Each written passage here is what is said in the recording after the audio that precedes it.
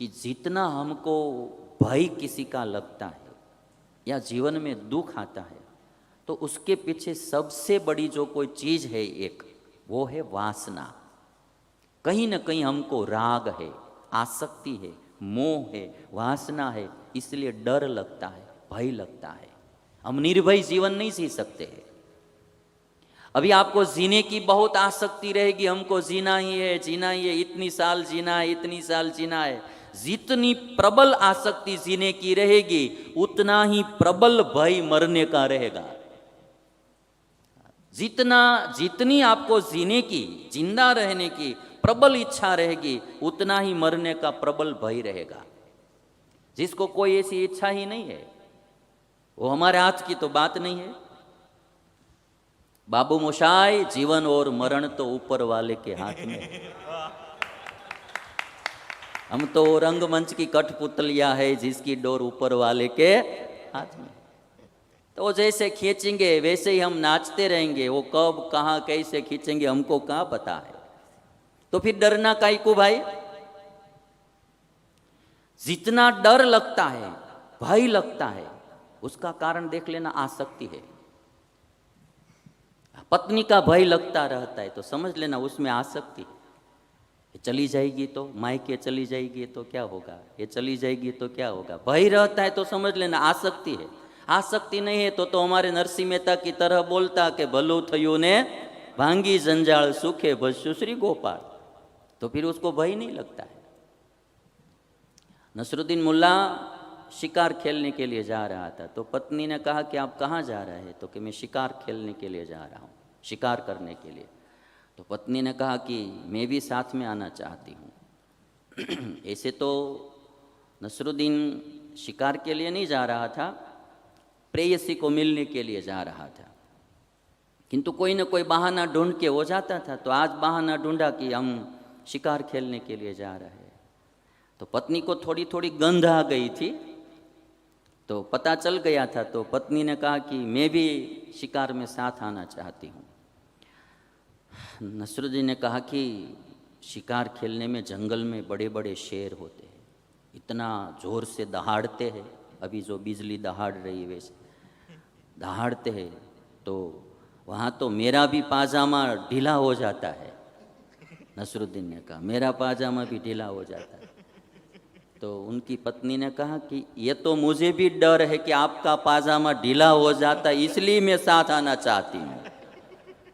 मुझे पता है कि आपका पायजामा ढीला हो जाता है, इसलिए मैं आपके साथ आना चाहती हूँ। तो फिर पत्नी रही, न मानी तो साथ में गई। मुल्ला ने एक कहीं जंगल में झोपड़ी थी, वहाँ उसको बिठा दी और वो शिकार करने, अब तो सही में शिकार करने के लिए जाना पड़ा। तो फिर वो शिकार करने के लिए चला गया। तो पीछे से एक चीता आकर वो झोपड़ी में घुस गया जहाँ पत्नी बैठी थी वहाँ। तो किसी ने आकर मुल्ला से कहा कि जहाँ आपकी पत्नी बैठी है वहाँ एक चीता भी जा रहा है। तो मुल्ला ने कहा तो उसमें मैं क्या करूँ? अब वो ही घुसा है तो अपने आप को बचा ले। चीता ही घुसा है अंदर तो अपने आप बचा ले। मैं 20 साल से उसके साथ रहा हूं, मुझे बचाने के लिए कौन आया है? उसको अपनी पत्नी की चिंता ही नहीं है। वो बोल रहा है कि चीता आप अपने आप को बचा ले।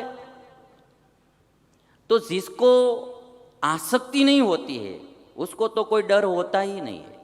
जितना भय जिंदगी में रहता है, प्रायः 90% भय का कारण कोई न कोई हमारा राग है, वासना है, आसक्ति है। कहीं न कहीं हमारी जड़ लगी हुई है जीवन की, इसलिए हमको भय बहुत सताता रहता है। जिसको कहीं भी आसक्ति नहीं है वो आदमी निर्भय होता है।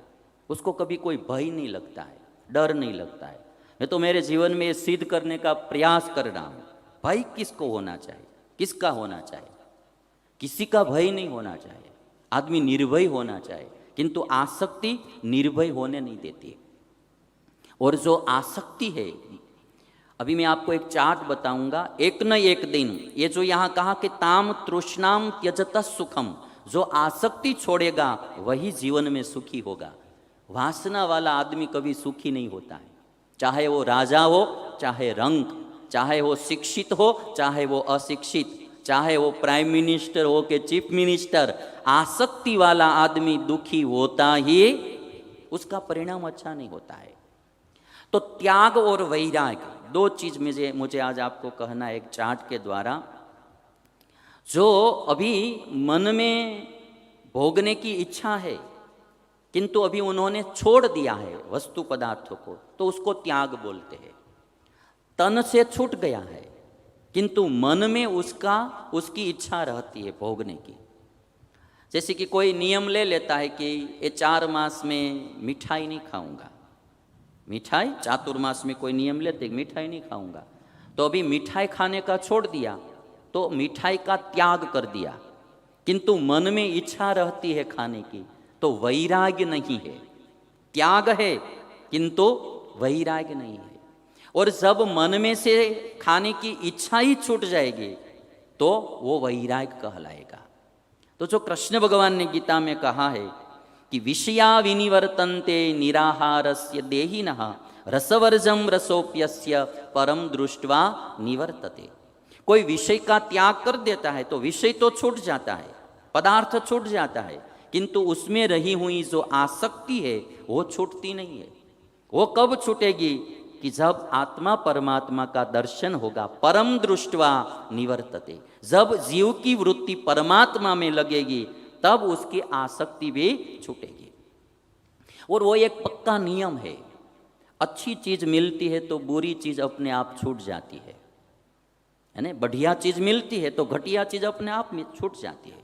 आपके पास स्टील का लोटा है, स्टील का ग्लास, ठीक है, और कभी कोई चांदी का ग्लास लेकर आता है और कहता है कि आपका स्टील का ग्लास है मुझे दे दो और ये चांदी का ग्लास आप ले लो, तो क्या आप सोचेंगे या ऐसा कहेंगे कि मैं मेरी पत्नी को पूछ के आता हूँ या मेरे पिताजी को पूछ के आता हूँ? आप तुरंत स्टील का ग्लास दे देंगे और चांदी का ग्लास ले लेंगे, क्योंकि आपको पता है कि ये इसका मूल्य इससे भी ज़्यादा है। तो स्टील का ग्लास का त्याग करने में आपको देर नहीं लगेगी। और इसी समय आपके पास चांदी का पात्र है, ग्लास है, और उसी समय कोई सुवर्ण का ग्लास लेकर आएगा और कहेगा कि लो ये ग्लास ले लो और चांदी का ग्लास मुझे दे दो, तो आप तुरंत दे देंगे।